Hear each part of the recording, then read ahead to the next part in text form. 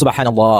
এই দৃশ্যটির দিকে একবার তাকিয়ে দেখুন। বৃষ্টি ভেজা কনকনে ঠান্ডা আবহাওয়া, চারপাশে কুয়াশা ঢাকা, কিন্তু তার মাঝে একটি মা তার ক্ষুধার্ত ছানাদের জন্য খাবার নিয়ে ফিরে এসেছে। নিজের কষ্টের কথা না ভেবে সে ছানাদের মুখে অন্ন তুলে দিচ্ছে। আর খাবার দেওয়ার পরে সে কিন্তু উড়ে চলে যায়নি, বরং নরম উষ্ণ ডানা দুটি দিয়ে পরম মমতায় ছানাদের ঢেকে ফেলেছে, যেন কুয়াশা আর ঠান্ডা বাতাস তাদের স্পর্শ না করতে পারে। এখন প্রশ্ন হলো, এই ছোট্ট পাখিটির অন্তরে ছানাদের জন্য এত দয়া ও মমতা কোথা থেকে এলো? রাসূল করিম সাল্লাল্লাহু আলাইহি ওয়াসাল্লাম হাদিসের এর উত্তর দিয়েছেন। তিনি বলেছেন, আল্লাহ তাআলা তার রহমত বা করুণাকে 100 ভাগে বিভক্ত করেছেন। তার মধ্যে 1 ভাগ রহমত তিনি সমগ্র সৃষ্টির মধ্যে ঢেলে দিয়েছেন। এই 1 ভাগ রহমতের কারণে আজ পৃথিবীতে তার মা সন্তানকে এতটা ভালোবাসে। একটি পশু পাখি তার ছানাকে পরম যত্নে রক্ষা করে, আর বাকি 99 ভাগ রহমত মহান আল্লাহ তাআলা কিয়ামতের দিন তার ঈমানদার বান্দাদের উপর বর্ষণ করার জন্য গুছিয়ে রেখেছেন। সুবহানাল্লাহ। চিন্তা করে দেখুন, যার মাত্র 1 ভাগ রহমতের দৃশ্য এত সুন্দর ও গভীর, তার 99 ভাগ রহমত কতই না অপরূপ হবে। আল্লাহ তাআলা কোরআন কারিমে সত্যিই বলেছেন, আমার রহমত তো সব বস্তুকে পরিবেষ্টিত করে রেখেছে। আসুন এই প্রকৃতির এই ছোট্ট নিদর্শনের দিকে তাকাই, আমাদের রবের দয়াকে স্মরণ করি এবং তার দরবারে শুকরিয়া আদায় করি। আলহামদুলিল্লাহি রাব্বিল আলামিন। ভিডিওটি কেমন হয়েছে অবশ্যই কমেন্ট করে জানাবেন, আর এরকম ইন্টারেস্টিং ভিডিও পেতে চ্যানেলটা ফলো দিয়ে রাখতে পারেন। ধন্যবাদ।